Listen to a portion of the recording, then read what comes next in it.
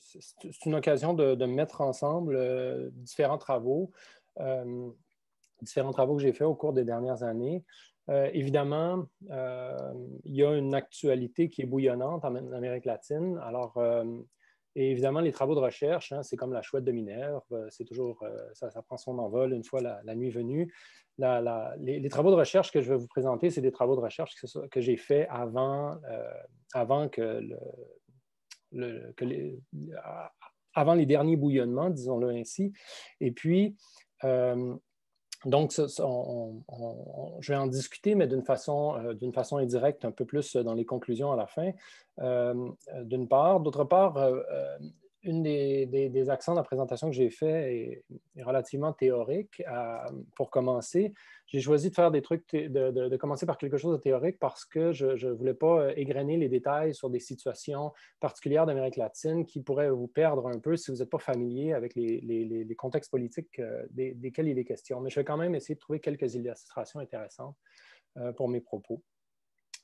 J'ai décidé d'accompagner ma présentation d'un dispositif PowerPoint. Est-ce que tu peux me confirmer, Simon, que vous voyez bien? Merci. Et donc, je vais parler en partie en m'accompagnant de ces acétates pour que vous puissiez suivre plus aisément. Et puis, à la fin, on pourra quitter ça et se regarder dans le blanc des yeux pour la période de questions.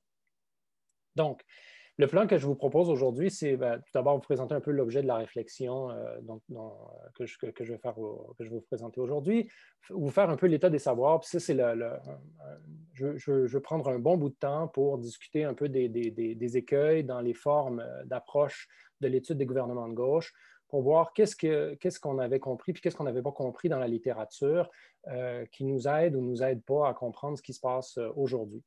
Puis ça, je pense que c'est un élément sur lequel je vais m'attarder parce que c'est probablement là où on peut peut-être tirer des leçons sur des lectures un peu trop rapides qui ont été faites, puis qu'aujourd'hui, on se rend compte à quel point la lecture qu'on faisait en 2010 ou en 2012 était insuffisante au niveau théorique de certains éléments.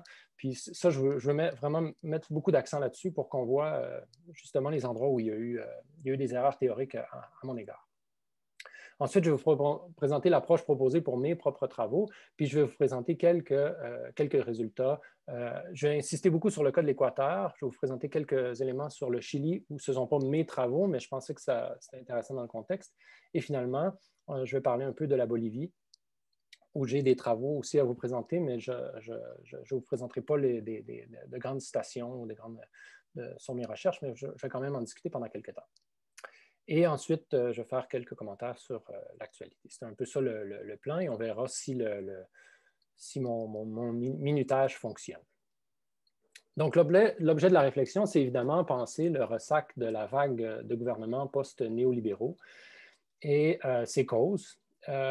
Et je pense que quand on parle de ressac de la vague de gouvernements post-néolibéraux, on parlait beaucoup à partir de 2006-2008 d'une vague de gouvernements post-néolibéraux qu'on appelait une vague rose. Et puis, bon, ça a commencé avec l'élection de Chavez au Venezuela en 1998. Ça a été suivi par l'élection de Evo Morales en Bolivie. Ensuite, on est passé avec Lula au Brésil. Il y a eu, bon, je ne les nommerai pas tous, je vais en oublier bien sûr, mais il y a eu en Uruguay le Frente Amplio. Ensuite, il y a eu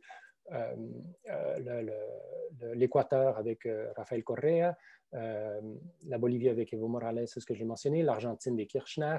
Bref, un ensemble de gouvernements qui ont proposé un programme que j'appelle ici post-néolibéral pour bien garder l'idée qu'on proposait une alternative, évidemment, au néolibéralisme, mais qui était encore en réaction, qui était encore dans cette idée de faire, dans un post-néolibéralisme, on est encore un peu dans le néolibéralisme puisqu'on est post ça. Donc, il y a encore un peu cet élément qui traîne là. Et donc, je pense que c'est intéressant, cette appellation. On a aussi parlé de vague rose, on a aussi parlé de vague de gouvernement de gauche. Dans ce cas-ci, j'ai choisi post-néolibéraux. Le ressac a commencé, bon, il y a évidemment eu le coup d'État au Honduras et le coup d'État institutionnel au Paraguay en 2012, mais quand on parle du ressac, on parle vraiment à partir de 2015. Là, et là, j'ai fait la liste des dates. Hein. Ici, on a donc la défaite électorale des péronistes en Argentine en 2015, la défaite électorale des chavistes aux législatives du Venezuela, qui initie le virage autoritaire du gouvernement vénézuélien en 2015 également. Ensuite, on a eu le coup institutionnel contre Dilma Rousseff au Brésil en 2016. En 2016, la défaite référendaire de Evo pour gagner le droit de se représenter de nouveau aux élections. Et ça va mener plus tard, on le saura, à un coup d'État militaire en 2019 qui vient tout juste d'être renversé par des élections présidentielles où le candidat du MAS, le successeur donc, de Evo Morales, a gagné avec 55% des votes au premier tour, là, ce qui est vraiment, ce qui nous martèle à quel point on était bel et bien en face d'un coup l'année dernière. Et donc, dans ce virage-là, je compte aussi un élément qui est celui du virage des gouvernements, du virage du gouvernement en Équateur de Lénine Moreno. Avant d'aller plus loin, je vais me permettre de vous partager un autre écran pour vous montrer de quels travaux je m'inspire, parce que ces travaux-là ont été en bonne partie publiés ailleurs, et je pense que ce serait pas inutile de vous montrer où pour que vous puissiez aller vous alimenter de la littérature, là, appropriée qui en parle plus longuement. Si vous me donnez une seconde, voilà. Ça.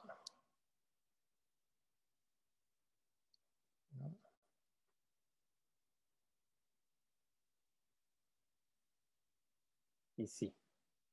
Voilà, donc les résultats de cette réflexion-là étaient publiés en partie dans un livre en français, donc il y a même une publication en français où vous pouvez me lire, Les espaces publics et la démocratie et les gauches en Amérique latine. C'est un projet qui a été dirigé par Julián Durazno Herman de l'UQAM et dans lequel j'ai contribué. Et j'ai produit là-dedans un article sur vraiment l'attitude et l'action des conglomérats, donc des groupes économiques en Équateur face à l'État, et je vais parler des résultats clairement là, de cette recherche-là à la fin.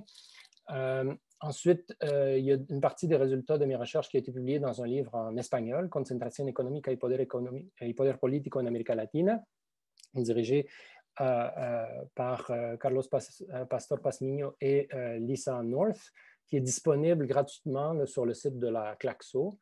Donc, vous pouvez trouver ça également. Et accessible en ligne aussi, il y a le numéro 108 de ERLAX, qui est la revue latino-américaine des études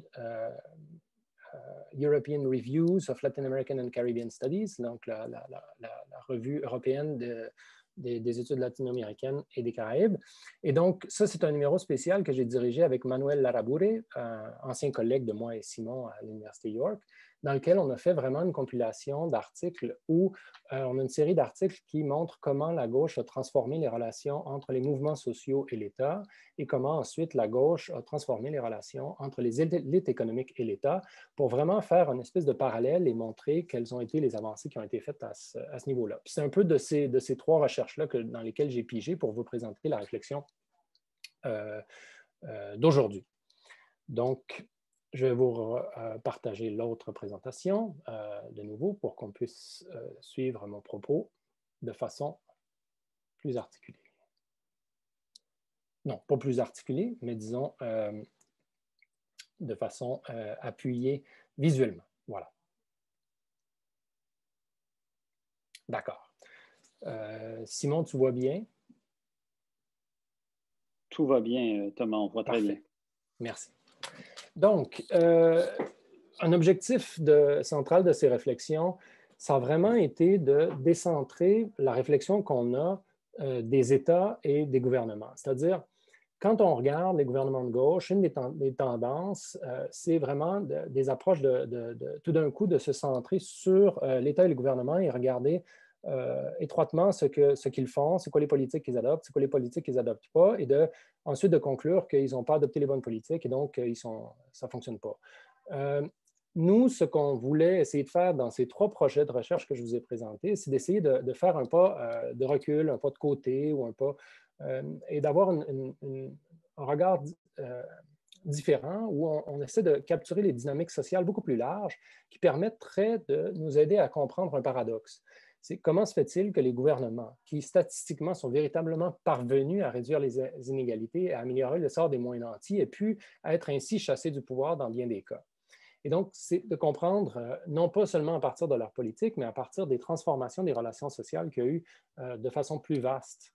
C'est un peu ça l'objet des différentes recherches qu'on a faites. Puis moi, dans ces différents projets de recherche-là, j'ai décidé de m'intéresser à quelque chose, à un phénomène en particulier, qui sont les élites économiques.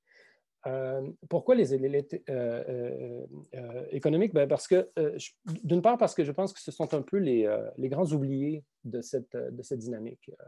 Quand on a vu les gouvernements entrer au pouvoir, il y avait dans la littérature, beaucoup ce qu'on retrouvait, c'est les mouvements sociaux sont parvenus à faire des mobilisations extraordinaires. Ils ont ébranlé le consensus libéral, des gouvernements sont arrivés au pouvoir et ils ont implanté des nouveaux programmes. Et ensuite de ça, donc, les analyses sont restées beaucoup campées dans cette relation mouvement-État, État politique, politiques qui parviennent à leurs objectifs ou non. Et puis, c'est comme si les élites économiques étaient un peu laissées de côté. Mais en fait, les élites économiques étaient organisées avant. Elles ont continué à être organisées pendant et elles continuent à être organisées maintenant. Et donc, il vaut la peine de jeter un œil là-dessus et de voir comment elles sont organisées. Quelles sont leurs formes d'action, qu'est-ce qu'elles font pour essayer de continuer à occuper l'espace public, pour essayer de continuer à avoir de l'influence politique, quels sont leurs discours, est-ce que leur discours a changé, est-ce que leur discours a évolué?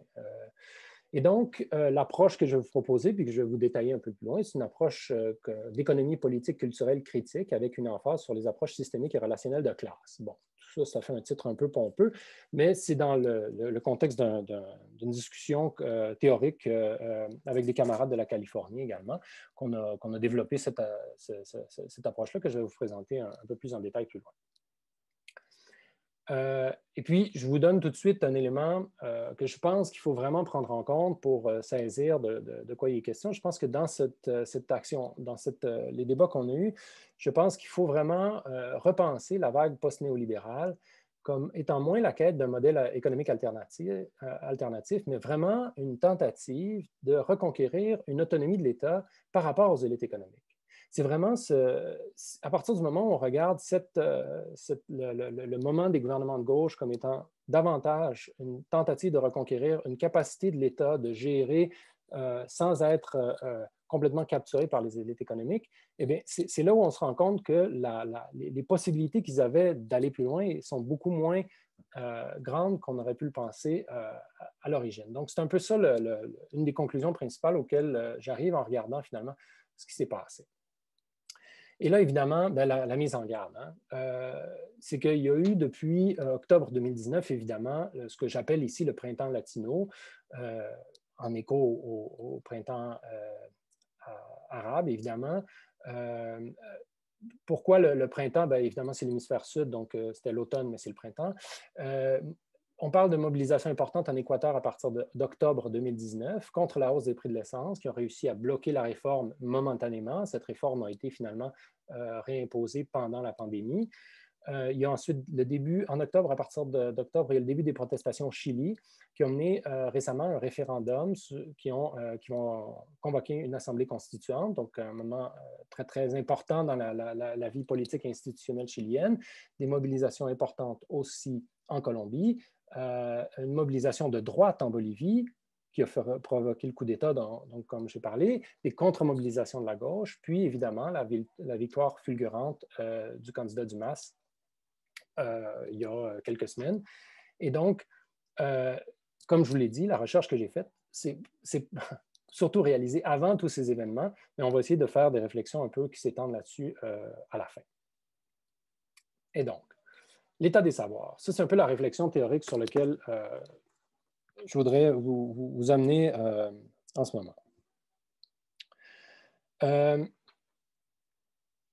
Il y a eu donc, dans la science politique classique, là, une vague d'études très, très importantes à partir des années 2010, 2011, 2012, qui étaient des approches que moi, j'ai qualifiées de statocentrées.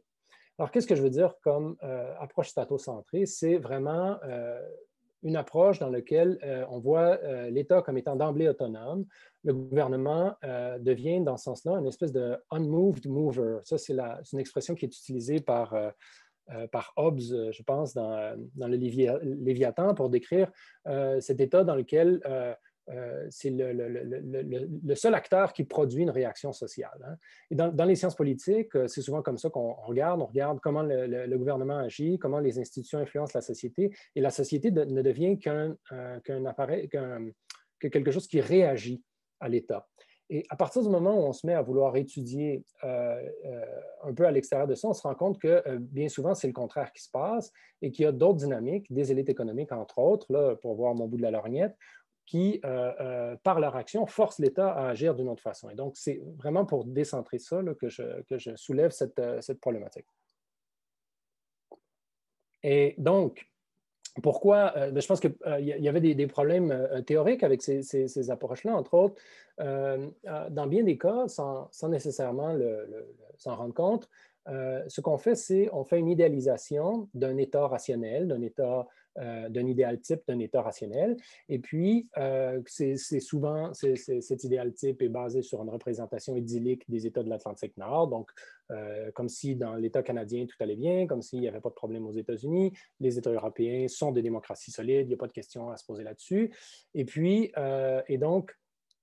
à partir de ces approches-là, donc quand on lit ces approches-là, tout ce qu'on lit, c'est que les gouvernements en question ont adopté des politiques plus ou moins bonnes, plus ou moins radicales et qui respectent plus ou moins les attentes qu'on a par rapport à une démocratie idyllique. Donc, adopter une perspective, moi, contre ça, je pense qu'il faut décentrer l'approche par rapport aux États pour regarder différentes forces sociales.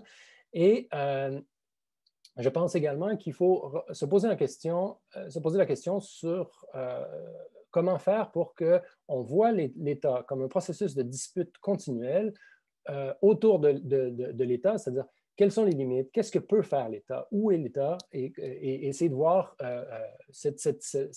l'État non pas comme quelque chose de fixe, mais quelque chose qui est mouvant en fonction justement des interactions de diverses forces sociales. Donc, mettre un peu de mouvement dans toute cette chose-là. L'autre approche contre laquelle j'essaie vraiment de mobiliser les travaux que je fais, c'est les approches en armature populiste. Ici, l'armature est une métaphore musicale, ce n'est pas une métaphore architecturale. Et donc, de quoi il est question dans ce cas-ci? Le populisme, dans ce cas-ci, ne décrit pas un contenu politique. Hein. On s'entend que, de façon générale, quand on parle de populisme, on parle d'une forme politique, c'est-à-dire qu'on parle d'une forme d'autorité légitime dans laquelle il y a une relation directe entre un leader et un peuple ou une partie d'un peuple, et que cette relation-là permet de déjouer les règles institutionnelles d'un État légal rationnel, et que dans ce contexte-là, le populisme cause des problèmes parce qu'il déstructure un peu les attentes qu'on pourrait avoir justement d'un idéal type d'État légal rationnel.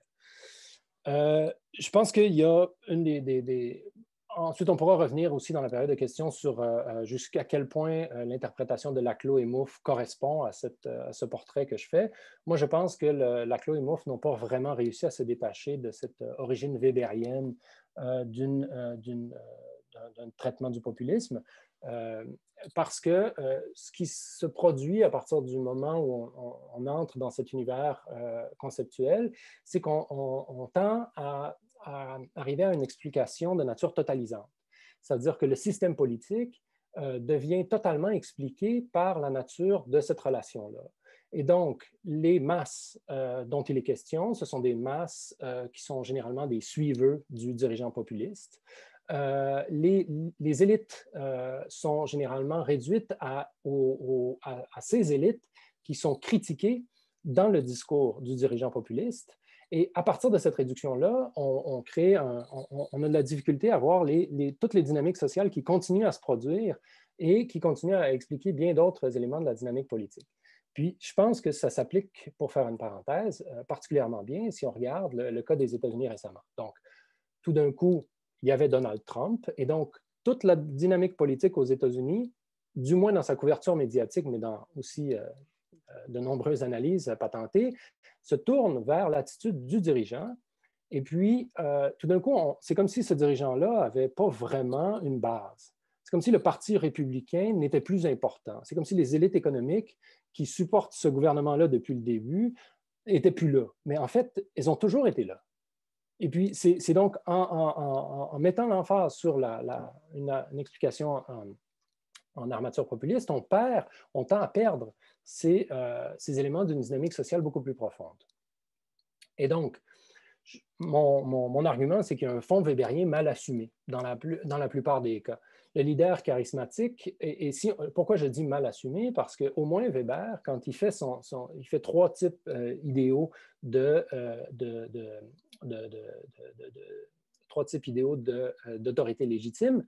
Donc, il y a la forme rationnelle légale, qui est l'état idéal. Il y a la forme traditionnelle et la forme charismatique, qui est celle du leader populiste. Mais au moins, quand on le lit à fond, ce qu'il nous dit, c'est pour qu'il y ait un leader charismatique, c'est en fait toujours le symptôme et non la cause d'une obsolescence institutionnelle.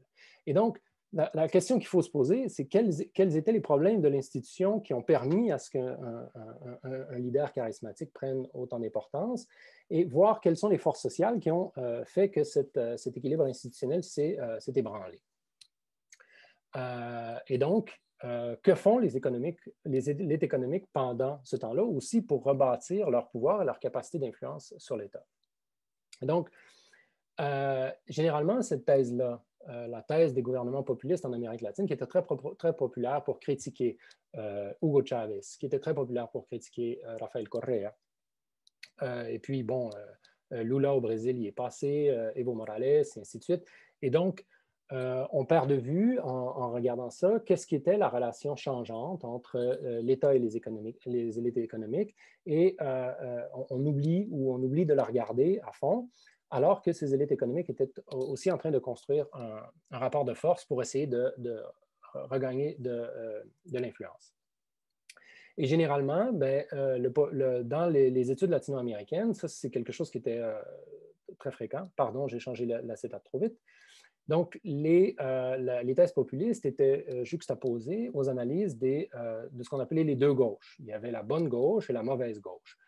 Et donc, la mauvaise gauche était populiste et la bonne gauche était moins populiste ou pas vraiment populiste. Et puis là, quels étaient les pays qu'on rassemblait dans la bonne gauche? Il y avait le Brésil, l'Uruguay et le Chili.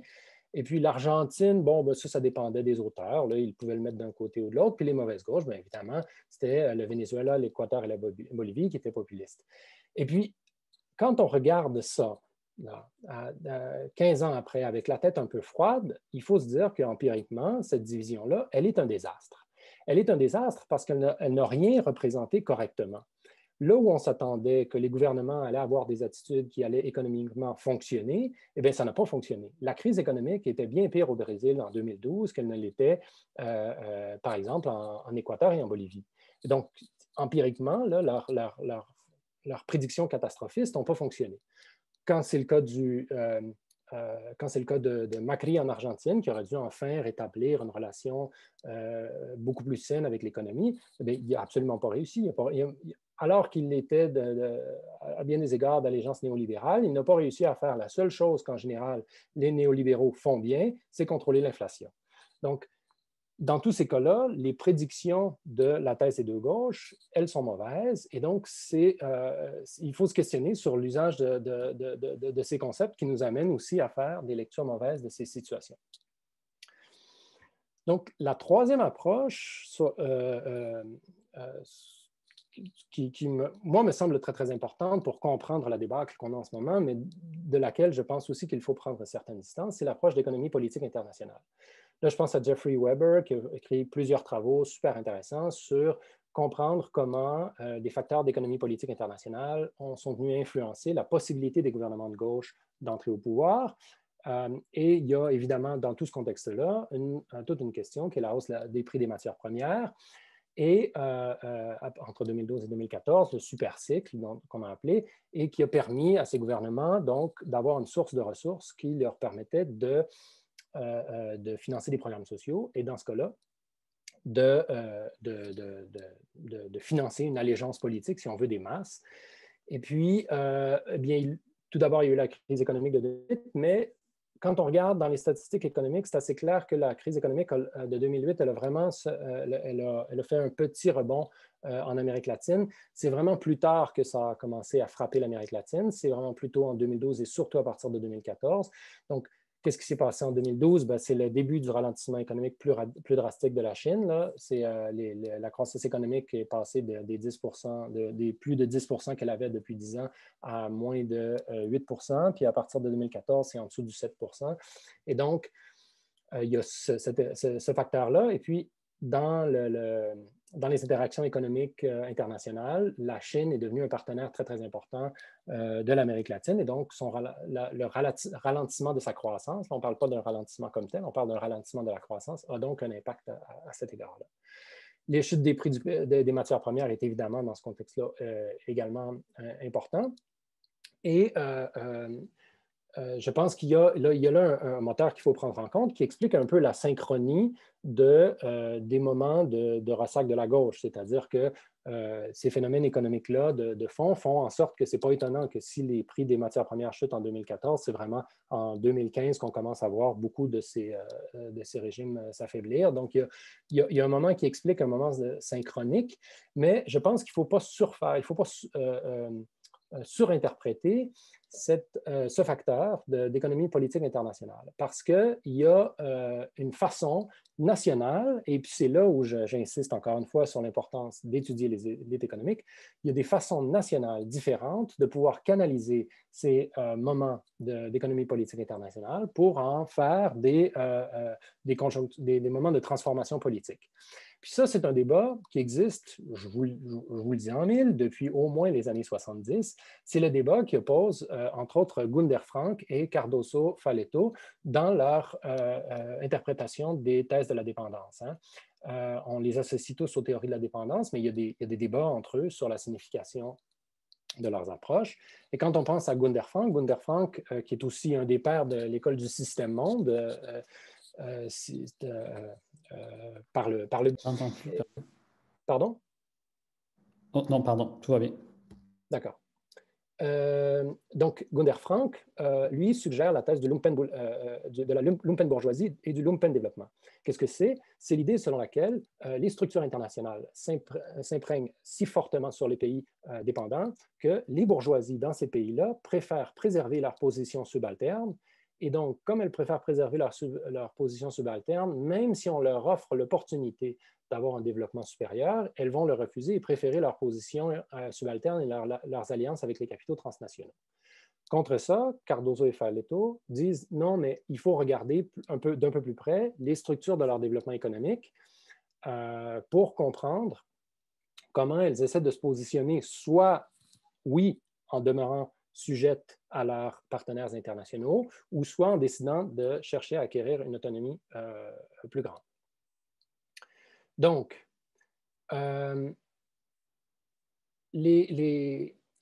cette approche d'économie politique internationale-là, d'après moi, il faut vraiment garder une lecture où on s'autorise à voir les rapports de force nationaux pour comprendre ce dont il était question. Et elle a d'autant plus pris un autre aspect avec tout ce courant sur l'importance qu'a acquis le secteur extractif. Et donc, il y a plusieurs, puisque les gouvernements de gauche n'ont pas dévié leur route du secteur d'extraction des matières premières, donc on parle ici surtout du pétrole, mais aussi du gaz naturel, par exemple, en Bolivie, et on parle, du cuivre au Chili, mais là, comme c'est plus ou moins dans la vague de gauche, on ne sait pas. Mais donc, il y a des concepts qui sont devenus très populaires pour expliquer qu'il y a une détermination qui vient de ces ressources extractives-là. Donc, il y a comme une poussée structurelle qui fait en sorte que les gouvernements n'avaient pas vraiment la possibilité de s'en déprendre. Donc, les concepts, the imperative to extract de Murat Arsel, il y a le consensus des commodités ou des matières premières de Maristela Svampa. Et donc, moi, je pense qu'il faut saisir, si on essaie de garder une vision des rapports de force nationaux pour saisir l'importance du secteur extractif, ce qu'on va y voir, c'est que vraiment, le secteur extractif a une importance de caractère différent pour les gouvernements néolibéraux parce qu'il est devenu un instrument d'autonomie relative face aux élites économiques locales. Et donc, même si le secteur extractif, c'est le secteur extractif partout, il y avait une relation différente comme facteur politique dans les pays post-néolibéraux. Et donc, je pense qu'il faut dépasser les structures structuralistes des acteurs de classe pour saisir quelles sont véritablement les organisations, les discours et les actions qu'ils proposent. Puis finalement, la dernière approche là, sur laquelle je voulais réagir, ce sont des approches desquelles, évidemment, desquelles j'ai une plus grande parenté. On parle de Modenesi en 2019 dans le livre dirigé par Godicho, de Ovinha et Mabel Tuet-Rey et de Machado Isibeki, qui critiquent les gouvernements de gauche pour n'avoir été que des révolutions passives avec des teintes césaristes parfois.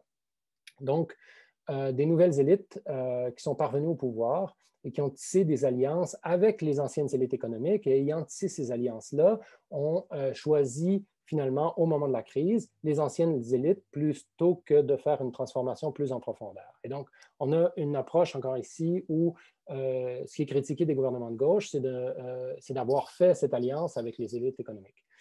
Moi, j'y vois à cette explication-là, même si je trouve qu'il y a beaucoup d'éléments de ces explications-là qui sont riches, une limite qui est empirique. C'est que quand moi je fais le tour, le genre d'enquête que je fais, le genre de recherche que je fais implique de faire notamment des entrevues avec des représentants des élites économiques.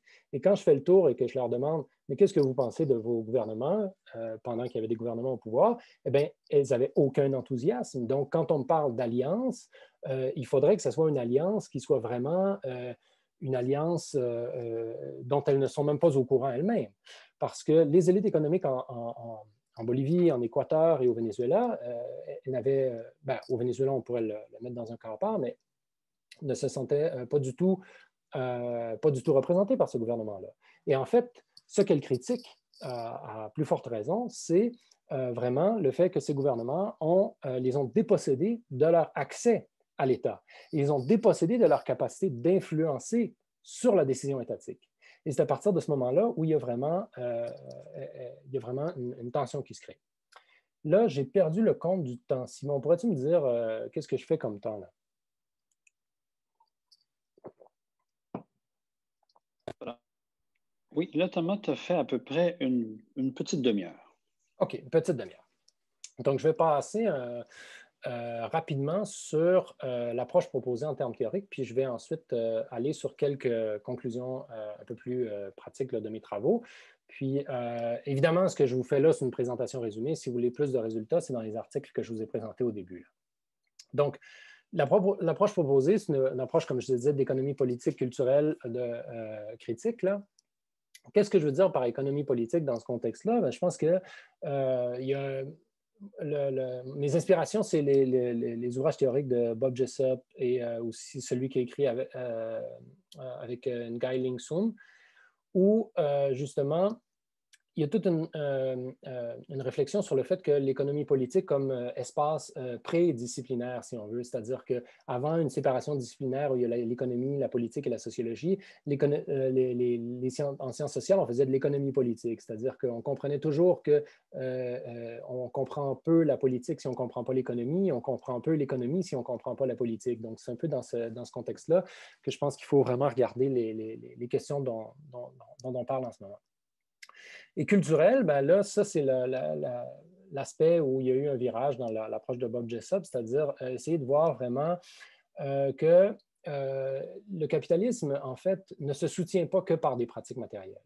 Les pratiques matérielles, constamment, elles produisent des insuffisances, elles produisent des incapacités, elles produisent des incongruités, les gens se fâchent, les gens se choquent.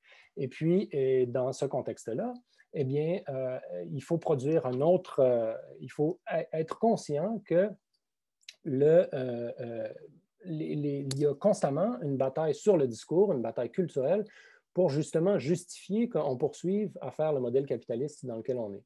Et donc, je pense qu'il faut regarder dans ces luttes sur le centre, dans ces luttes sur la frontière entre l'État et le non-État, il faut regarder dans l'attitude politique qui est adoptée par les élites pour comprendre ce qu'elles font. De classe, parce que, bien évidemment, il est ici question d'acteurs qui ont des capacités d'organisation. Et là, je le dis au sens le plus large possible. Hein. Je ne parle pas de classe comme étant simplement les ouvriers, ainsi de suite, mais l'acteur populaire comme étant une classe, donc les différents secteurs populaires, et relationnel, bien, parce que tous ces acteurs de classe-là réagissent les uns aux autres. Et on a souvent tendance à faire des études des mouvements sociaux où on se centre sur leurs mouvements sans voir leur discours comme étant un discours qui est constamment en écho et en réponse aux autres. Donc, je pense qu'il faut essayer de garder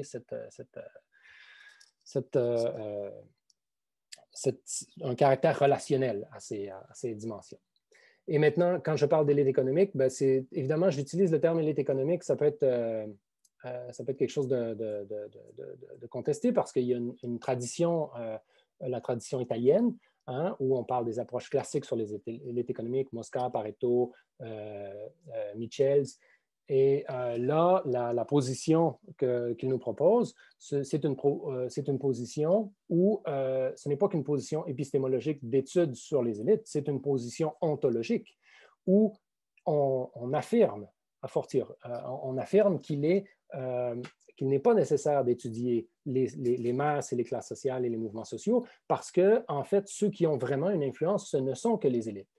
Et donc, moi, évidemment, je ne m'attache pas à ces approches-là. J'utilise les élites économiques pour différencier le fait que les élites économiques ne sont pas toujours formées en tant que classe. C'est-à-dire qu'il y a la phrase de Marx, ça fait rien qu'un sac de patates, là, ça fait rien que des patates ensemble. Ça ne veut pas nécessairement dire qu'il y a une articulation qui en fait de la purée. Hein. Et donc, il faut vraiment voir comment il y a des articulations, des organisations qui créent une capacité d'action politique. Et donc, les classes, et quand on regarde les élites économiques, les classes capitalistes, dans ce cas-là, elles peuvent être plus ou moins fractionnées. Elles peuvent être divisées de façon économique, c'est-à-dire entre les commerçants, les exportateurs, mais ce n'est pas toujours le cas. Parfois, il y a des divisions régionales qui sont très, très importantes et qu'il faut prendre en compte. Et donc, c'est un peu l'introduction théorique que je voulais faire. Donc, maintenant, je vais passer à quelques résultats parce que je suis conscient que le temps passe et je vais commencer par l'Équateur. Et donc,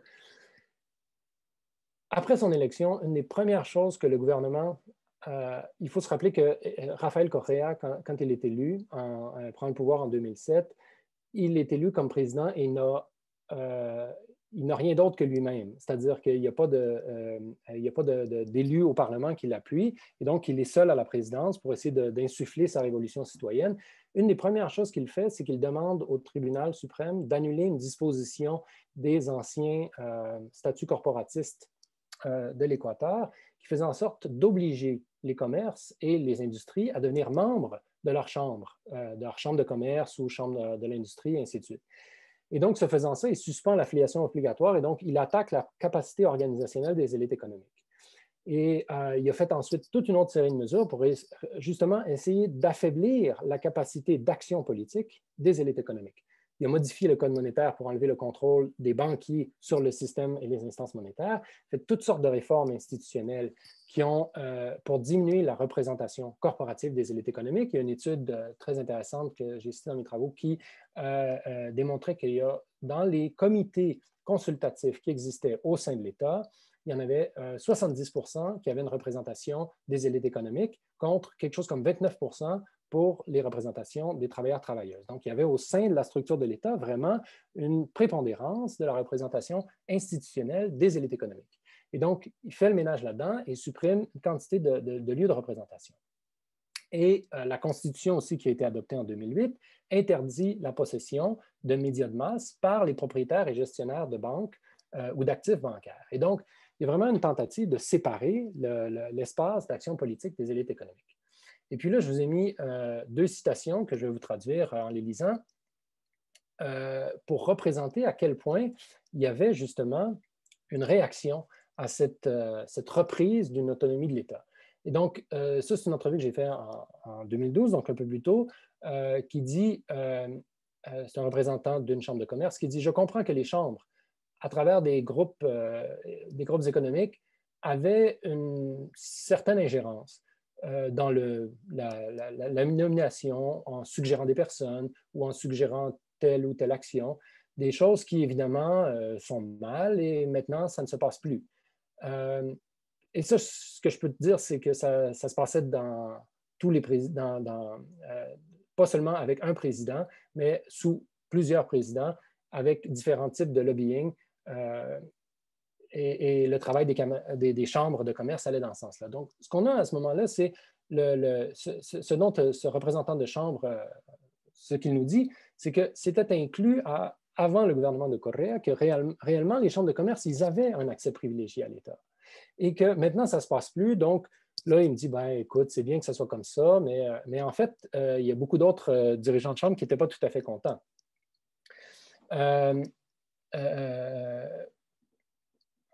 Donc, ici, on a un autre porte-parole de chambre qui dit mais la force des chambres a été diminuée par la perte d'obligation d'affiliation, et non seulement en termes de numéros, mais en notre capacité de mobiliser, d'utiliser des ressources pour faire de la publicité, pour avoir des experts, pour faire transmettre notre message.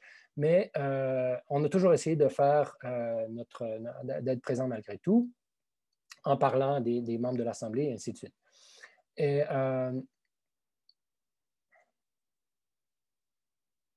Et donc, c'est un peu ça, quelques citations que je voulais vous dire qu'il y a vraiment, on voit dans le discours des élites elles-mêmes la reconnaissance du fait qu'elles ont perdu cet accès à l'État. Et puis là, il y a eu, dans les différentes chambres, deux réactions qui sont relativement différentes. Et je regarde ces réactions-là à travers le temps, là, depuis un nombre d'années, et je vais vous expliquer l'importance ici de faire ce suivi-là pour comprendre un peu ce qui s'est passé.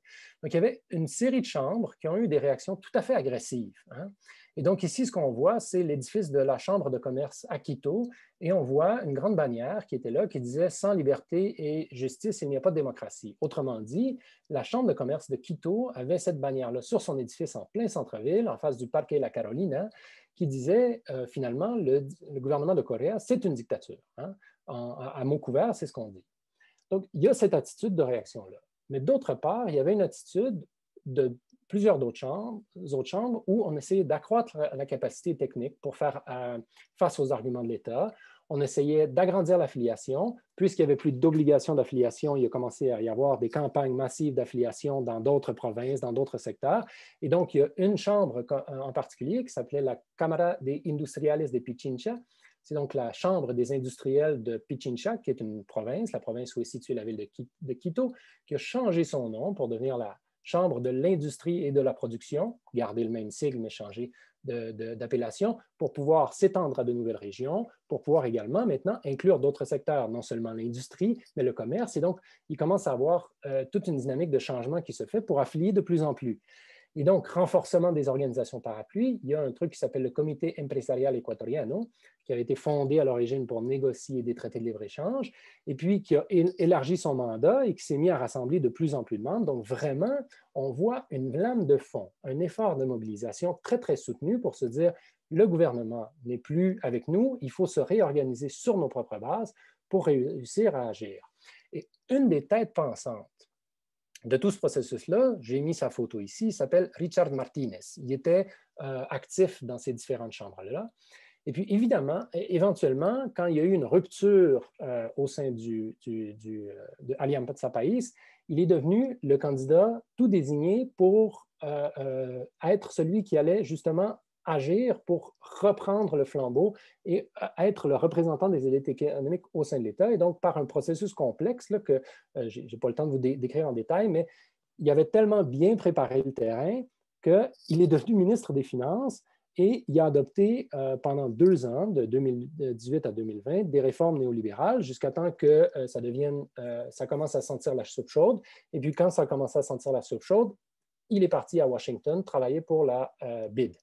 Et donc, il y a vraiment un processus où on peut voir une construction sur le long terme qui a été faite tranquillement, pièce par pièce, de construire la capacité institutionnelle d'influencer sur l'État et de combattre le gouvernement. Et donc, moi, j'avais écrit un papier où je disais il faut regarder ce gars-là c'est lui qui va être le prochain candidat présidentiel. J'ai manqué mon pari. Il n'a pas été le prochain candidat présidentiel, il a été le ministre des Finances avant les élections présidentielles. Et donc, ensuite, l'autre genre de travaux que j'ai fait, après le suivi sur les chambres de commerce et les chambres de l'industrie, et ainsi de suite, j'ai commencé à regarder les conglomérats. Et en Équateur, il y a quelque chose qui rend ça particulièrement facile, c'est que il y a le ministère de l'impôt produit l'équivalent de Revenu Canada, si on veut, qui s'appelle le Servicio de las Rentas Internas, produit une liste des conglomérats et on peut donc suivre quels sont les conglomérats, qui sont leurs dirigeants et un peu ce qu'ils font. Et donc, j'ai fait un suivi d'un échantillon de ces conglomérats pour voir qu'est-ce qu'ils font politiquement pour réagir à un gouvernement qui n'était pas celui de leur choix. D'abord, donc j'ai découvert plusieurs différentes stratégies. Ils ne font pas tous la même chose. Et donc, il y a ceux qui font la stratégie ostentatoire, c'est-à-dire, moi, je suis le chef de mon conglomérat, je suis un homme riche, je suis connu, alors je me présente à la présidence et je vais reprendre le pouvoir. On a deux cas ici en bas. Celui qui est le plus amusant, il s'appelle Álvaro Noboa. Vous mangez probablement ses bananes. C'est un exportateur de bananes très, très important, un des plus grands exportateurs de bananes au monde.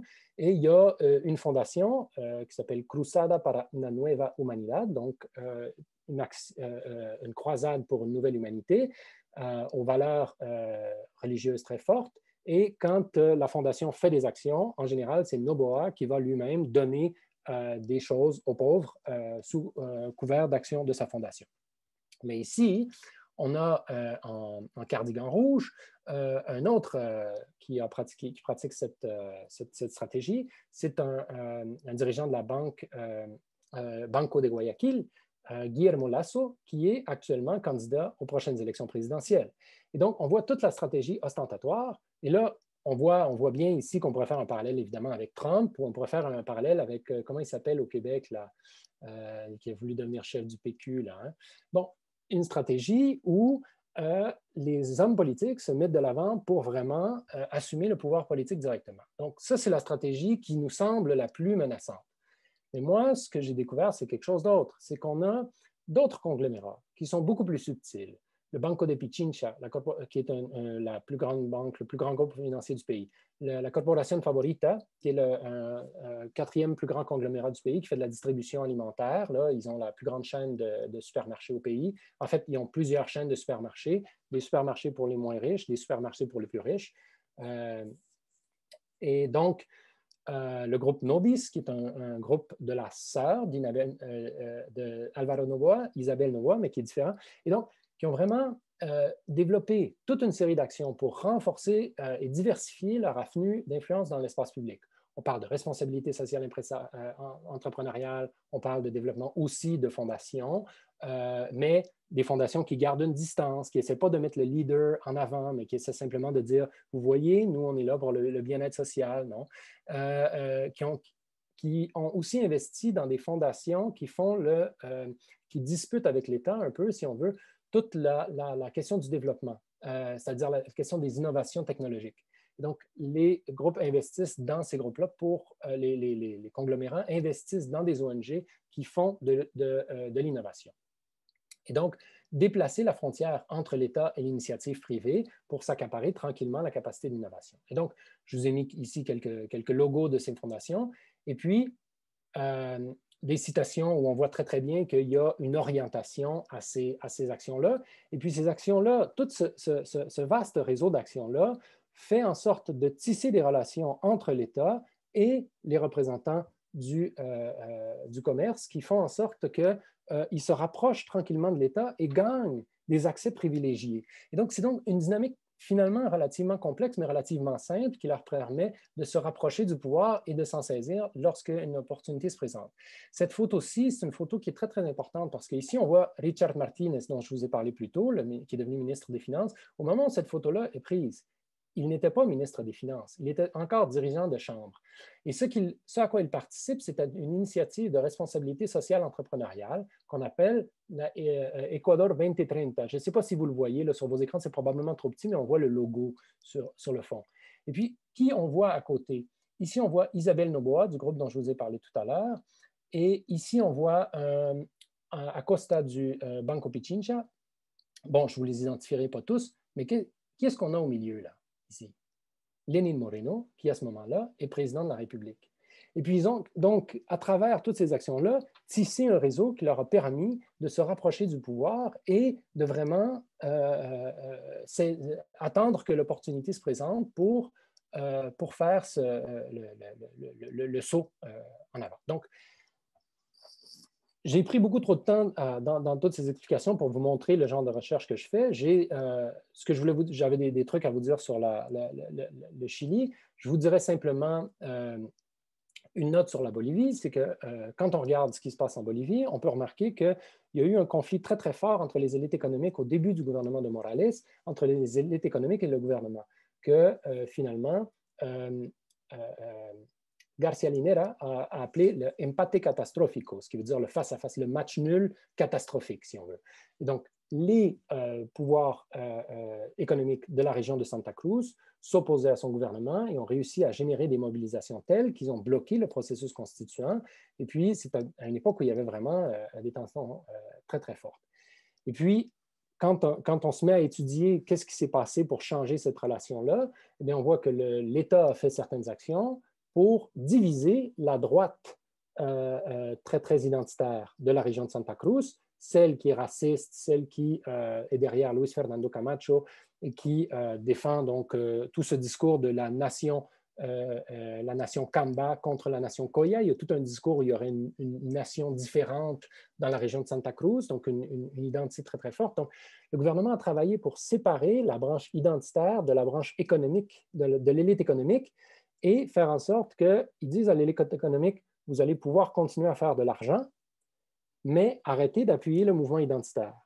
Et puis à partir du moment, et ça s'est fait par des processus complexes, là, un qui a été de mettre des gens en prison, là, dans le cas Rosas. Et puis, donc quand on étudie ça de près, ce qu'on se rend compte, c'est que cette division-là, eh bien, elle a probablement été l'un des facteurs qui a contribué à expliquer qu'ils n'ont pas réussi à faire le coup d'État qu'ils voulaient aujourd'hui. Parce que les élites économiques n'étaient pas si chaleureuses que ça à l'idée d'appuyer la droite radicale. Et donc, à travers cette division-là, eh bien, il y avait vraiment de l'espace pour que la gauche continue à exister. Donc, c'est dans ce genre d'études des actions politiques de l'élite économique que je me permets de voir comment évoluent les systèmes politiques. Maintenant, je dois avoir sans doute dépassé le 45 minutes qui m'avait été alloué. Donc, je vais vous laisser du temps pour des questions, pour une discussion et pour des échanges. Je vous prie de m'excuser, j'ai vraiment mal minuté mes affaires. On va te pardonner ta générosité, Thomas. Merci beaucoup. C'est une présentation très stimulante sur tout ça et qui, en effet, va au contraire exactement comme ce que je souhaitais avoir, va au contraire de ce qu'on a comme réflexe premier sur qu'est-ce qui s'est passé en Amérique latine dans les dernières années. Je suis persuadé que, comme moi, vous avez beaucoup de questions, mais comme j'ai déjà beaucoup parlé au début de cet entretien, je me retournerai vers vous, chers membres du public. Qu'est-ce que vous avez comme questions, comme commentaires sur les propos de Thomas Cherson-Lebel? On est prêt à prendre toutes vos réflexions. Oui. Alors, Mark Mann. Bonjour. Alors, je ne sais pas si vous m'entendez. Je suis en France, donc je ne mets pas la caméra parce qu'il est très tard et que, bon, ici, il fait une nuit noire et tout le monde dort. J'ai écouté très attentivement. Merci beaucoup pour cette conférence. J'ai une question, en fait, par rapport à un mouvement qu'on observe ici en Europe, qui est un glissement d'une certaine bourgeoisie de valeurs conservatrices vers des valeurs liées, par exemple, au féminisme ou à l'écologie. Des choses qu'on a vu très très fort en fait en France, mais aussi en Espagne et en Allemagne. Et je ne sais pas s'il y a vraiment une analyse à faire ou une analogie à faire, mais est-ce qu'on observe un mouvement plus ou moins similaire en Amérique latine? Donc en fait un glissement de valeurs conservatrices vers des valeurs peut-être plus progressistes, mais relativement toujours éloignées des combats sociaux. Donc, est-ce que je me permets de répondre? Oui. Vas-y. Moi, je pense que oui. C'est-à-dire, écologiste, il faut voir, hein, il y a des degrés d'écologisme. Je pense qu'il y a effectivement cette bourgeoisie, cette classe capitaliste qui prend un virage vers la responsabilité sociale entrepreneuriale, vers l'adoption d'un discours vers mou, pour l'appeler ainsi. Et je pense que c'est de ceux-là dont il faut se méfier le plus. La droite la plus radicale finit par se casser les dents. Le Guillermo Lasso qui se présente à la présidence a des chances de gagner parce qu'il a des alliances vastes, mais il est aussi appuyé par le réseau Atlas et ainsi de suite. Mais je pense que celle qui réussit à occuper les espaces de pouvoir de façon beaucoup plus durable, c'est celle qui va accepter un discours environnemental mou pour ne pas laisser le discours environnemental dur prendre l'espace. Et donc, oui, on en voit. Donc, on en voit il y a un des plus grands, des groupes économiques les plus importants en Équateur, c'est le OCP. C'est le Oleoducto de Crudo Pesado. C'est un oléoduc qui amène du pétrole lourd depuis l'Amazonie jusqu'à la côte du Pacifique. Eh bien, à un moment donné, c'était le groupe qui investissait le plus. Ils avaient une fondation qui investissait énormément dans les programmes de préservation environnementale. Évidemment, ça leur permettait de se dédouaner. Et à partir du moment où les groupes écologiques ont commencé à se centrer sur d'autres initiatives, eh bien, tranquillement, quand ils ont vu qu'ils n'étaient plus l'objet de l'attaque, ils ont retiré leurs billes de la fondation. Ils n'en avaient plus besoin. Ce n'était plus immédiatement nécessaire. Donc, oui, mais la réponse à votre question, Markman, c'est oui, et je pense que c'est exactement ce dont il faut se méfier. Merci beaucoup, Thomas. On va y aller avec Audrey. Bonsoir, Audrey. Allô? Allô? Bon, il n'est pas si tard pour moi, mais enfin, il n'est pas si tard au Québec, mais moi, je suis complètement crevée, désolée. Merci, Thomas. En fait, c'est le fun de voir ça. J'ai une question sur racisme identitaire versus économique. En fait, ça m'intéresse. Je voudrais savoir quelles étaient les réserves, dans le fond, de l'élite économique là, pour ne pas embarquer dans le jeu des identitaires, puis comment qu'on fait, en fait, comment le gouvernement procédait pour casser cette alliance-là? Donc, en Bolivie, ce qui s'est passé, c'est qu'il y avait il y a eu un moment que je vais appeler, pour reprendre les termes de Jeffrey Weber, l'époque révolutionnaire. Hein. On pense à la guerre de l'eau, guerre du gaz, là, 2000 à 2005, un moment où les mobilisations sociales étaient incroyablement puissantes et ébranlaient les réformes néolibérales qui avaient été particulièrement radicales, cela dit, dans les années 90 en Bolivie. Pardon. À partir du moment où les mobilisations sociales se solidifient entre 2000 et 2005 et vraiment ébranlent l'ordre social, il se développe déjà à Santa Cruz des mouvements où les gens rejettent l'identité des protestataires. Et on voit déjà à ce moment-là se scinder l'élite économique régionale. Et donc, il existe la Confédération de Empresarios Privados de Bolivia, la Confédération des entrepreneurs privés de la Bolivie. Eh bien, la seule branche régionale qui n'y appartient pas, c'est la Fédération de Empresarios Privados de la provincia de Santa Cruz. Donc, ceux de Santa Cruz n'en font plus partie depuis cette époque-là où ils ont commencé à se scinder parce qu'ils trouvaient que les oligarques de la montagne, de la Sierra, donc là où se situe La Paz, Cochabamba, n'étaient pas assez radicaux.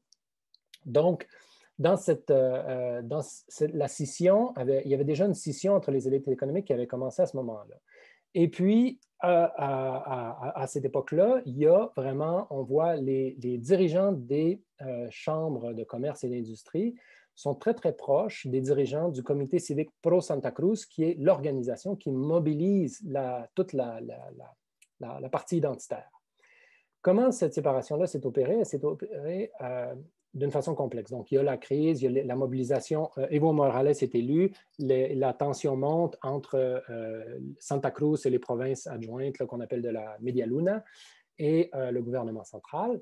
Il faut dire qu'il y a des bonnes raisons pour qu'il y ait une identité régionale particulière parce que jusqu'au milieu des années 50, il n'y avait pas de route très carrossable entre La Paz et Santa Cruz. Et donc, les relations des cruceños étaient plus rapidement faites avec avec le Brésil pratiquement, et avec le Paraguay, qu'avec la passe. Donc, dans ce contexte-là, il y avait un mélange. Donc, on voit les gens qui siègent au Comité Pro Santa Cruz être près des gens, être des anciennes autorités des chambres de commerce. Donc, on voit vraiment une proximité. Et puis, qu'est-ce qui se passe? Il y a un truc qui s'appelle le cas Rosas. Et donc, c'est une intervention policière dans laquelle des policiers débarquent dans une chambre d'hôtel, il y a une fusillade, il y a des morts. Et puis, c'était à l'intérieur de cette chambre des gens armés et puis qui supposément avaient planifié un attentat quelconque. Et puis, dans cette mouvance-là, le gouvernement, la police s'accuse d'actes de terrorisme et cherche à retracer les gens qui sont allés chercher, qui ont financé supposément ces choses-là. Ils mettent des gens en prison. Et donc, en faisant ça, ils ont ciblé les gens qui étaient vraiment les points de jonction entre l'élite économique et les groupes identitaires. Donc, il y a eu cette action-là qui a permis de faire, d'une part, cette rupture-là, mais qui a surtout permis à l'autre secteur de l'élite économique, qui était beaucoup moins identitaire et beaucoup plus intéressé par l'argent, à occuper de l'espace dans tout ce qui est l'appareil idéologique, l'appareil de classe de la bourgeoisie régionale. Et donc, ils ont pris l'espace et en prenant l'espace, ils ont commencé à dire, OK, nous, on ne va pas faire de la politique comme les autres, mais on va faire de la politique business, c'est-à-dire quand il y a des lois qui affectent notre capacité à faire du fric, oui, on va parler, mais sur le reste, on n'y touche pas. Et donc, cette séparation-là a fait en sorte que l'année dernière, moi, je pense là, qu'on peut voir le lien de cette séparation-là avoir duré. Quand je faisais mes entrevues en 2018 avec des gens de ces chambres-là, eh bien, je voyais la différence entre ceux qui étaient encore de l'ancienne garde et qui étaient encore très, très liés aux questions identitaires et ceux qui disaient non, non, non, non, nous, on est là pour faire du business. Ce qui nous intéresse, c'est le business. Et puis, évidemment, après, ben, la décision de Morales a été de les laisser vraiment faire du business. Donc, il a favorisé aussi dans ces dernières années la production de canne à sucre pour faire une usine de transformation en éthanol, ce qui avait été une chose qu'il ne voulait pas autoriser avant parce qu'il fallait pas l'agriculture doit servir à nous alimenter, pas à alimenter les chars. Donc, il y a eu quelques concessions aussi qui ont été faites de l'État. Et donc, cette séparation-là, elle a été faite donc par ces différents processus-là, pour permettre justement à ce que l'élite économique fasse du fric. Et la queue de ce développement-là, c'est qu'à partir du moment où le coup d'État était en train de se dérouler en 2019 en Bolivie, tout d'un coup, on voit Luis Fernando Camacho, représentant du comité civique pro Santa Cruz, la grosse droite religieuse qui a fait la compétition à la présidence pour remplacer pour prendre la place du nouveau président et qui était vraiment très, très catholique, fervent et très, très identitaire de Santa Cruz, écrit à un moment donné sur son fil Twitter qu'il demande à ce que tous les représentants des chambres de commerce de Santa Cruz démissionnent parce qu'ils n'appuient pas suffisamment son mouvement. Et donc, qui sont des traîtres parce qu'ils n'appuient pas la mouvance politique qui est à Santa Cruz. Il faut dire qu'encore aujourd'hui, à Santa Cruz, comme aux États-Unis, à Santa Cruz, il y a des gens qui ne reconnaissent pas les résultats électoraux présidentiels. Ce sont de la mouvance identitaire, évidemment. Donc, l'avoir provoqué, cette division-là, a permis justement à créer un espace politique viable dans ce contexte-là. Voilà, Audrey, merci pour ta question. J'ai vu que Maïka Sondarji avait une question également. Maïka? Oui, merci Simon, merci Thomas, c'était très intéressant. En fait, ce n'est pas mon champ d'expertise du tout, là, donc pardonne la formulation boiteuse, mais je suis intéressée parce que tu disais que tu utilises une approche d'économie politique, culturelle et de classe. Puis là, je voyais, bon, dans tes deux cas, il y a un cas où la classe est assez fracturée, puis là, on fait des liens avec la sphère économique, tout ça. Dans l'autre cas, tu disais qu'il ne s'était pas allié avec la droite politique finalement, puis que je me demandais, c'est un peu une softball, là, ça serait c'est quoi ta contribution par rapport à l'analyse de classe? Parce que j'entends de moins en moins des gens là, adopter, comme tu le fais là, assez clairement, une analyse de classe. Fait que qu'est-ce que, dans ton terrain, tu as remarqué qui nous amène à penser autrement les classes ou à réactualiser une analyse de classe? Me permets-tu, Thomas, qu'on prenne quelques questions? Je vois que Joe Oui. en a une et j'en ajouterai une moi aussi. Comme ça, tu auras un buffet dans lequel te servir agréablement. Vas-y, Joe. Ah, ben, c'est une question séparée de qu'est-ce que mademoiselle vient de dire. Vas-y quand même. Thomas va être capable de gérer tout ça. OK, ben, ça n'a pas rapport pantoute, c'est grave? Non. OK, all right. Donc, je suis un novice dans le sujet, là. Je ne me connais pas beaucoup. Je suis juste venu à votre conférence parce que ça avait l'air intéressant, là. Donc, vous parliez des, des, des mouvements sociaux versus les élites. Puis, je me demandais, dans une situation d'instabilité financière ou politique, est-ce que la population, donc les gens, ils vont plus se tourner vers euh, les élites qui sont déjà élus dans des positions politiques ou est-ce qu'ils vont se tourner plus vers les mouvements sociaux qui sont plus proches d'eux pour essayer de trouver une espèce d'équilibre? Comme c'est qui va avoir plus de légitimité, puis pourquoi? D'accord, merci. Une petite question pour toi, Thomas. J'en rajoute une dernière. On n'a pas beaucoup entendu parler du Venezuela dans ta présentation. J'aimerais t'entendre en parler un peu, notamment des élites économiques vénézuéliennes et de leur rôle dans la situation actuelle qu'on connaît au Venezuela. Et on a de la difficulté, je trouve, à gauche à gérer notre réflexion autour du Venezuela depuis le début, d'ailleurs. Donc, j'aimerais ça que tu nous aides à soit nous embourber davantage, soit peut-être nous éclairer. Je vais les prendre dans l'ordre. Ma contribution sur l'analyse de classe, c'est, je pense qu'il faut essayer de faire un pas à côté des analyses qui veulent déduire les comportements de classe des situations économiques, c'est-à-dire la position de la situation, là, où là, je suis en train de me mélanger dans les débats de poulanzaciens, mais on ne peut pas déduire directement la position politique des élites économiques depuis leur situation économique. Il y a un contexte idéologique et un contexte de création d'appareils de classe qui est extraordinairement important aussi. Puis c'est donc, moi, ce que je pense qu'il faut faire comme travail, là, puis là, je l'ai fait rapidement sur les conglomérats, mais quand ce que j'ai fait sur les conglomérats un peu plus sérieusement, c'est regarder dans quel secteur ils sont dominants, puis est-ce qu'on est capable de dire tel conglomérat, parce qu'il est dans tel secteur, va être plus politiquement dans telle branche. Puis les résultats auxquels je suis arrivé, c'est pas vraiment. Il y a des banquiers qui sont plus à droite, il y en a qui sont un peu plus progressistes, il y a des distributeurs qui sont comme ci, il y a des... Donc, on ne peut pas faire quelque chose de mécanique. Donc, il faut revenir à une étude un peu empirique, de regarder c'est quoi les vrais appareils, les vraies organisations de classe et qu'est-ce qu'elles ont à dire et comment elles entrent en relation les unes avec les autres et comment elles s'opposent aux mouvements sociaux et elles s'opposent aux dispositions du gouvernement. Et quand on regarde ça, bien, finalement, on se rend compte que peut-être qu'il y a moins de sorcellerie qu'on le pense dans la capacité des capitalistes à se reproduire au pouvoir. En fait, c'est juste qu'on n'ose pas se le dire, mais ils sont meilleurs que nous à faire de l'organisation politique. Et une des choses que je pense qu'il faut prendre très au sérieux ici, c'est leur capacité à comprendre l'importance de l'autonomie relative de leurs différents appareils. Donc,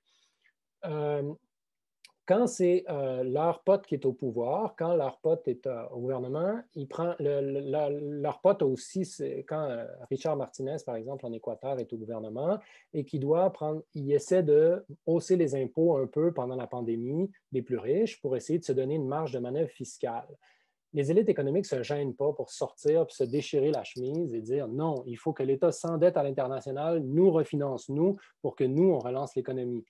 Cependant, quand les élites économiques étaient en face, en octobre 2019, à une mobilisation autochtone qui était très importante, là, ben, pas juste autochtone, là, une mobilisation populaire au sens large, ben là, on regarde leur fil Twitter là, et puis ils relaient toutes les unes après les autres le message du gouvernement. Donc, leur capacité à avoir cette flexibilité-là, je pense que souvent, puis je le prends pour l'autre bord là, aussi, pour les passe-temps de Simon Tremblay-Pépin, là, on a souvent l'impression à gauche qu'il faudrait que quand le parti de gauche est là, que toutes les organisations de gauche suivent, puis qu'il y a une discipline totale.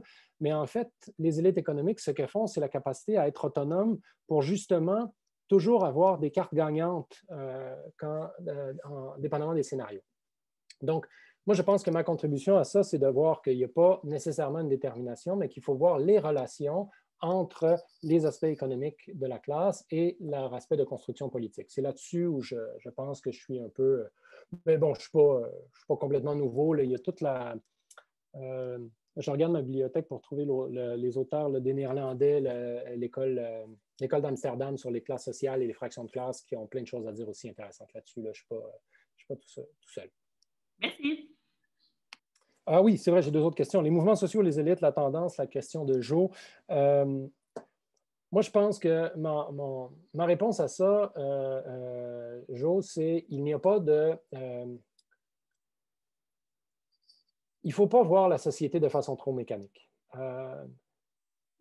S'il y a j'aime bien le concept de Alan Sears qui utilise le concept d'infrastructure de la dissidence. S'il y a une infrastructure de la dissidence, c'est-à-dire il y a plein de petites organisations qui font en sorte que quand le gouvernement donne un coup de volant à droite, il y a plein d'organisations qui sont capables d'aller chercher leurs membres puis de dire non, on va l'arrêter, eh bien, ça va avoir un effet.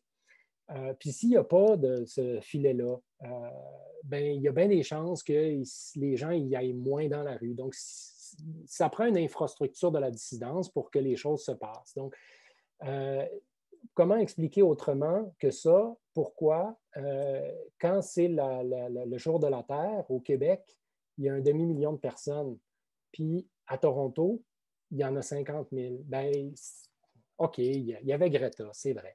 Mais mis à part ça, l'infrastructure qui a été développée au Québec à plein d'égards fait en sorte que la résistance, elle subsiste beaucoup plus facilement. Donc, pour répondre à ta question, je pense qu'il n'y a pas non plus, il n'y a pas de tendance générale ou automatique. Il faut regarder dans la société, c'est quoi les forces qui sont en présence. Puis face à ces forces et à cette infrastructure de la dissidence-là, il se crée une autre infrastructure du maintien de l'ordre, si on veut. Et puis, au Québec, par exemple, quand il y avait la grève étudiante en 2012, moi, j'ai fait un article qui a été publié en Espagne dans un truc que personne n'a lu, malheureusement, ou heureusement parce que je ne l'avais pas lu assez, où j'ai fait le suivi des déclarations des chambres de commerce. Puis on voit au début, là, il y a quelques petites déclarations. Puis quand là, ils sont vraiment tannés de la grève étudiante là, à partir du mois de mai, là, bien, ils signent tous leurs communiqués ensemble. Puis là, tout d'un coup, là, c'est plus juste les étudiants vont ruiner leur session, c'est les étudiants vont mettre l'économie du Québec à genoux.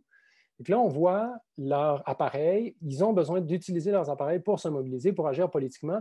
Puis une semaine après ce communiqué-là, oups, la loi spéciale arrive et tout ça. Donc, il faut voir qu'il y a ces moments d'action politique-là qui sont présents. Le Venezuela, c'est vrai que je n'en ai pas parlé, ça fait longtemps que je n'y suis pas retourné physiquement pour faire des travaux. C'est devenu de plus en plus difficile et de plus en plus complexe d'y aller. J'ai été un peu paresseux de ce côté-là. Mais ma compréhension, d'une part, c'est que les élites économiques telles qu'on les connaissait avant, c'est-à-dire celles qui ont fait le coup d'État en 2002, elles sont extraordinairement affaiblies. La combinaison de la chute des prix du pétrole, des pressions des États-Unis, parce que, il faut le dire, les pressions économiques, j'ai le mot en anglais, economic retaliations, mais les mesures économiques adoptées pour limiter la capacité d'action de l'État vénézuélien ont eu des impacts sur toute l'économie. Donc, les élites économiques sont vraiment prises à la gorge.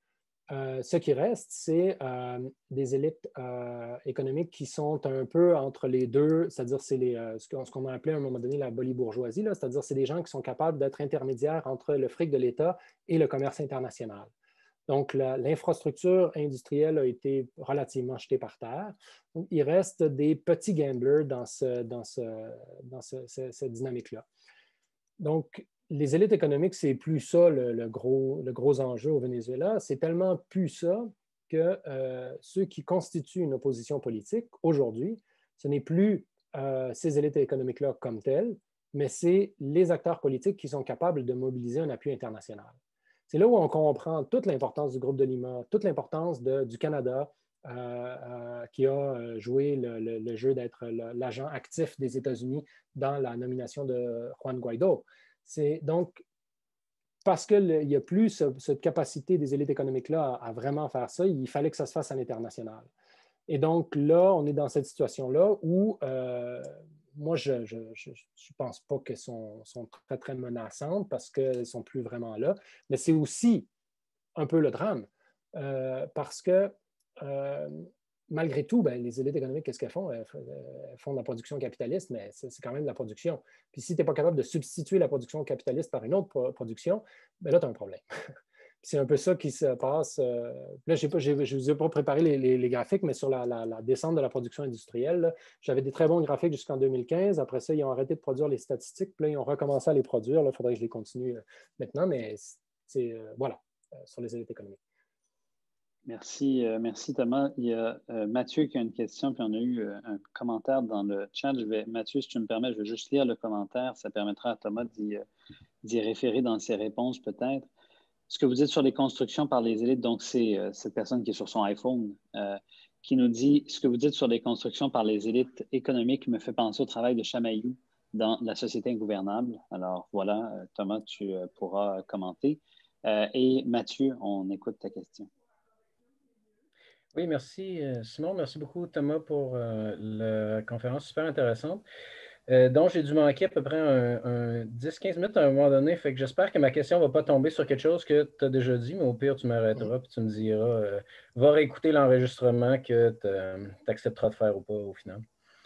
Mais donc, je demande pareil, au cas où ça n'avait pas été abordé, je trouvais ça super intéressant la manière dont tu articules les différentes élites. Puis, la complexité des rapports que les gens ont à l'intérieur de ces constructions-là, après ça entre elles, puis avec l'État, puis tout ça, c'est vraiment intéressant. Puis ça m'a ramené un peu à quelque chose sur lequel j'avais travaillé bien des années, peut-être une vingtaine d'années au Chili, quand on essayait de comprendre les dynamiques de fuite de capitaux là-bas, puis on essayait de comprendre qui avait le pouvoir de sortir du cash pendant les années Allende, après sous Pinochet et tout ça. Et ce qu'on avait trouvé à travers ça, sans adhérer nécessairement à un cadre Gunder-Franquin, disons, d'ailleurs, par rapport à ça, moi, je trouve que Paul Baran a un point d'entrée plus intéressant. On trouvait quand même qu'il y avait une grosse fracture à l'intérieur de cette élite économique-là entre les groupes qui avaient accès à un rapport international, avec la mondialisation qui parfois était assez fort pour être des joueurs importants là, ou à tout le moins qui pouvaient être des intermédiaires, versus des capitalistes qui pouvaient être plus reliés domestiquement, que les enjeux n'étaient pas tout à fait pareils à ce moment-là. Bon, évidemment, pour les fuites de capitaux, le lien est évident. Il faut que tu sois capable quand même de faire circuler l'argent à l'extérieur puis que tu aies un lien avec le commerce. Mais même au-delà de ça, à l'intérieur de ces élites-là, on avait comme des rapports de pouvoir avec une petite dominance qui était liée à ce facteur international-là. Bon, ça, c'est ce qu'on voyait, ce que nous, on avait vu au Chili il y a 40 ans, donc maintenant, là, du temps d'Allende, tout ça. Je me demandais si tu avais vu quelque chose d'un peu semblable en regardant l'Équateur ou la Bolivie, une sorte de fracture autour de ce rapport-là avec le grand capital international, là, quelque part, avec les grands groupes internationaux. Ce serait ça ma question. Bien, ma réponse est, d'une part, il y a un aspect qui est difficile là, à faire cette analyse-là. Quand je regarde les conglomérats que j'ai choisi de regarder, ceux qui étaient strictement des conglomérats étrangers, c'est-à-dire que c'est juste des succursales américaines où j'ai décidé de ne pas trop m'y attarder parce que justement, ce qu'on voit, c'est que leur rapport à la nécessité de la création politique interne est différente. C'est-à-dire qu'ils n'entrent pas de la même façon en rapport avec le politique national. Ils n'ont pas la même nécessité que le politique national réponde à leurs besoins. Donc, moi, l'impression que j'ai eue, quand ça, c'est, par exemple, après le coup d'État au Venezuela en 2002, toutes les chambres qui sont reliées au domaine des hydrocarbures se sont séparées de la Fede Cámaras, qui était l'association de toutes les chambres, parce qu'ils jugeaient que l'activité politique qui était faite par les autres chambres leur était trop pesante parce que ça leur nuisait dans leur capacité de négocier avec l'État. Ça, c'est une chose que j'ai trouvée assez intéressante parce que je pense que l'attitude par rapport à la capacité aux relations internationales, elle dépend vraiment du secteur. Elle dépend... Alvaro Noboa, que je vous ai montré tout à l'heure, une chose que j'ai toujours trouvée impressionnante, c'est que son marché à lui ne dépend pas. C'est un exportateur de bananes. La plus grosse partie de sa business, c'est de l'exportation de... Puis, fait que son intérêt politique interne est relativement faible. Mais ça veut dire que le coût business interne aussi peut être faible s'il fait de la politique. Mais là, à un moment donné, il est allé suffisamment loin pour que ça ait un effet de retour. Là. Correa a saisi, le service de l'impôt sous Correa a saisi une de ses fermes et tout ça. Donc, il peut y avoir un retour. Mais mon réflexe, c'est de dire, il peut y avoir des choses, des phénomènes comme ça, mais je ne pense pas qu'on peut les déduire de façon mécanique. Il faut les étudier dans le menu détail.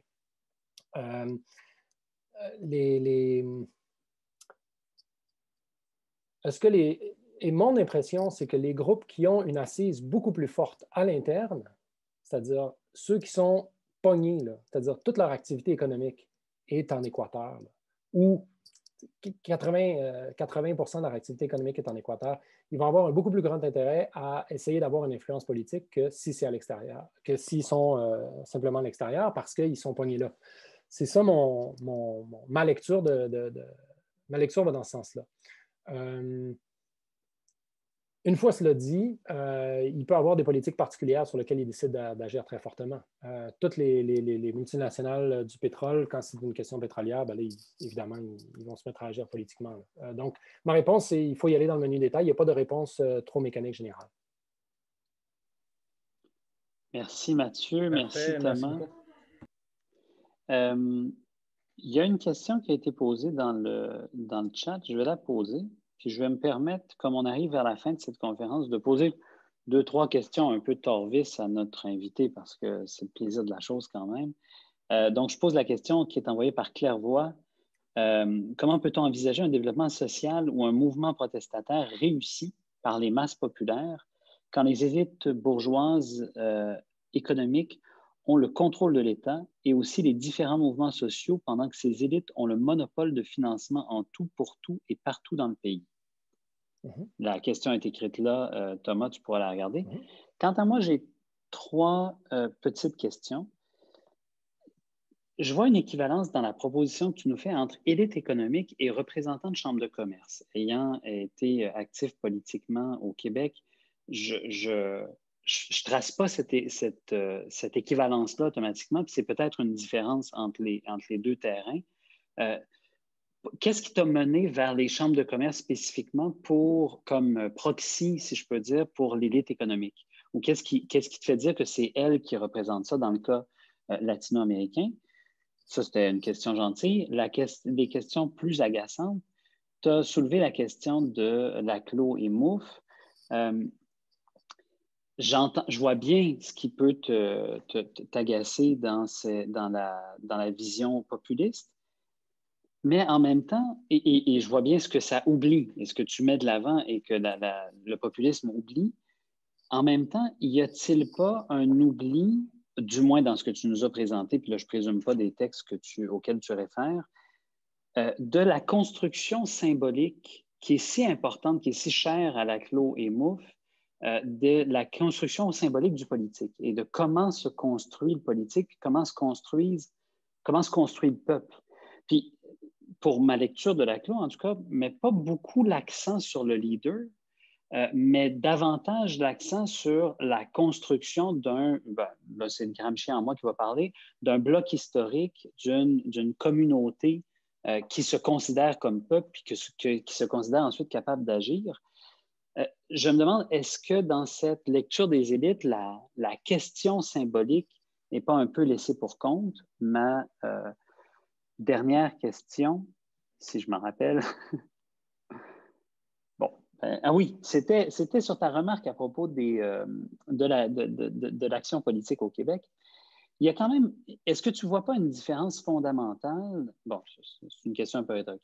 N'y a-t-il pas une différence fondamentale entre le fait d'appartenir aux élites économiques d'un pays qui déjà ont accès à un autre ordre de pouvoir, celui qui est fait par la production économique, la richesse, etc., et donc qui permet justement de se placer à certains endroits et d'attendre patiemment le jour où on peut prendre le pouvoir et on peut revenir parce qu'on possède déjà toute une infrastructure de pouvoir qui nous permet d'agir.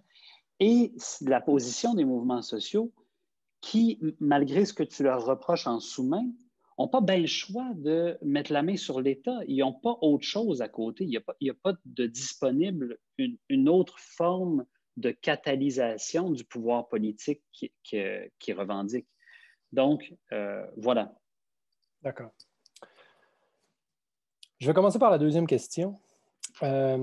Sur la remarque à Laclos et Mouffe, ma réponse, c'est non, tout au contraire. Je pense que l'avenue que je suggère, c'est de penser qu'on a tort de voir la construction du symbolique comme étant une relation unidirectionnelle du mouvement populiste vers, c'est-à-dire, il y a ce moment où la chaîne d'équivalence, elle se crée comme par magie par le mouvement populiste chez Laclos. Et puis, ma réponse ici, c'est, ben en fait, non, elle se construit jamais comme ça, elle se construit tout le temps dans un moment relationnel. Là, tu pourras me répondre, oui, mais attends, il y a la transition chez Laclos entre le signifiant vide et le signifiant flottant. Eh bien, moi, c'est exactement là où je dis que le signifiant, il devient flottant justement parce que les élites, elles n'arrêtent pas, les élites économiques, en fait, les classes capitalistes n'arrêtent pas de produire le sens qui, pendant que le mouvement populiste se génère. Et donc, même s'ils ne sont pas dans la chaîne d'équivalence, ils peuvent avoir un effet sur le symbolique parce qu'il y a tout un effet de sélection, de rétention et au moment de l'articulation. Donc, je pense qu'au contraire, c'est justement de mettre trop l'emphase sur la chaîne d'équivalence qui nous fait peut-être perdre de vue que cette chaîne d'équivalence, elle est aussi constamment modifiée par ceux qui sont à l'extérieur et poussent dessus. C'est là où j'essaie de dire qu'il ne faut vraiment pas perdre ça de vue. Donc, il y a un caractère relationnel à cet aspect-là. Donc, ce serait ça ma réponse à ça, en fait. C'est pour ça que j'essaie d'ajouter le culturel dans le moment d'économie politique culturelle critique. Et je pense que, justement, quand on regarde les analyses sur le populisme, on regarde le discours du leader, mais ce discours du leader-là, il est en réponse à autre chose. Il est constamment en réponse aussi à d'autres phénomènes qui ne font pas partie nécessairement de son mouvement. Et d'ailleurs, pour être provocateur, je pense que le socialisme au Venezuela est un socialisme qui était en réponse à l'échec du développementalisme. C'est-à-dire que le programme initial de Hugo Chavez, ce n'était pas un programme socialiste, c'était d'utiliser le fric du pétrole pour que les capitalistes locaux fassent du meilleur développement puis fassent plus de fric, mais que ce soit des capitalistes locaux. Puis quand ils ont dit non, nous, on tient trop à la propriété privée pour faire confiance à un programme développementaliste, bien, tranquillement, il a fallu qu'ils trouvent autre chose, puis c'est devenu le socialisme. Après, il n'a pas parlé de socialisme avant 2005, Chavez. Et donc, dans ce moment-là, je dirais le socialisme, dans ce cas-là, était vraiment un socialisme teinté de cette lutte politique-là. Donc ça, ce serait ma réponse. Pour répondre à ta deuxième question, je pense que oui, évidemment, il y a une inégalité de pouvoir fondamentale entre les mouvements sociaux et et ce n'est pas qu'au Québec, c'est le cas partout. Mais mon observation, elle va exactement et à fortiori pour les pays dans lesquels j'ai étudié, où quand on regarde l'attitude des gouvernements qui ont cherché à s'assurer de la fidélité des mouvements sociaux et qui se sont mis à se battre avec les mouvements sociaux pour que les mouvements sociaux s'alignent derrière eux et arrêtent de leur pousser dans le cul. En Équateur, c'est évident. Il y a eu des divisions du mouvement syndical pour essayer d'avoir une branche du mouvement syndical qui appuyait le pouvoir. division du mouvement campesino, surtout de la Phénocine, pour essayer de s'assurer qu'ils allaient continuer à appuyer le gouvernement de Correa. Et quand on regarde toutes ces divisions-là, eh bien, à un moment donné, ça a vraiment fait qu'à la fin du gouvernement de Correa, la capacité des mouvements sociaux à pousser sur l'État était affaiblie.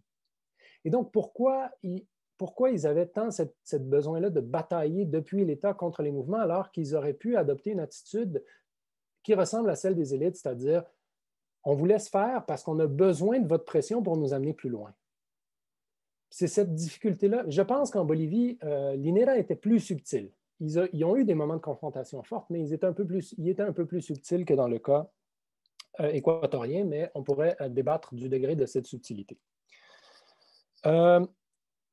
Équivalence et élite économique et représentant de chambre. En fait, puisque j'ai fait le choix de ne pas vous lire ma présentation, il se produit parfois ce genre de moment où on mélange les concepts et on en utilise un pour l'autre. En fait, pas du tout. L'élite économique, c'est le concept que j'essaie d'utiliser pour parler de vraiment ceux qui dirigent le business at large. Dans mes études, j'ai fait différentes études pour m'approcher de ces élites économiques-là. J'ai parlé des représentants de chambre, mais aussi ensuite des représentants de conglomérats, c'est-à-dire des groupes économiques nationaux. Donc, j'essaie de m'approcher de différentes façons au discours de ces élites-là pour voir comment se déploie leur pouvoir dans la sphère sociale. Et en faisant ces différentes approches-là, j'obtiens des résultats aussi qui sont un peu différents. Je pense cependant que les chambres de commerce, ce sont des appareils de classe. Il ne faut pas l'oublier, s'ils ne sont pas là, il y a vraiment quelque chose qui manque. Et puis, pour reprendre la remarque de Mathieu Dufour, il y a plein de travaux super intéressants qui sont faits au Chili pour montrer comment, à l'entrée au pouvoir du gouvernement de Pinochet après le coup d'État, ils avaient un problème que les élites économiques n'étaient pas assez... Il n'y avait pas assez de gaz dans le tank, pour le dire en termes populaires. Ils n'étaient pas assez déterminés. Donc, ils ont vraiment contribué à fortifier une élite économique qui soit capable de véhiculer le message dont ils avaient besoin pour assumer un programme néolibéral. Et je pourrais vous donner d'autres exemples. Dans le secteur extractif, dans lequel le Canada a de forts intérêts, il y a un travail très intéressant qui a été fait par des collègues qui ont démontré que le gouvernement canadien a investi beaucoup d'argent pour créer une chambre des entreprises minières dans une région minière de l'Équateur qui s'appelle l'Aswai, pour justement réussir à créer des appareils de classe qui permettent de faire cette pression-là. Donc, moi, je ne veux pas les mettre en équivalence du tout. L'élite économique, je l'utilise comme vraiment concept at large, mais je pense que les chambres de commerce, il ne faut pas oublier que ce sont des appareils de classe, et ce sont des appareils de classe souvent très solides, justement pour la raison que tu as mentionnée plus tôt. Ils ont du fric. Et ils ont de la capacité à payer des économistes pour faire des analyses, puis constamment nous talonner, puis payer des instituts sur le site qui appellent l'Institut de la gouvernance ou l'Institut de la ci, l'Institut du ça. Puis ils les multiplient, ces initiatives-là. Puis, je pense qu'aussi, à gauche, il faut avoir la capacité, bon, là, je te fais une fleur, évidemment, Simon, si vous me permettez, mais d'avoir la capacité de multiplier aussi ces instituts et ces think tanks qui produisent un contre-discours. Maintenant, la dernière question, c'est celle de Claire-Voix. Développement social, le mouvement protestataire réussi. La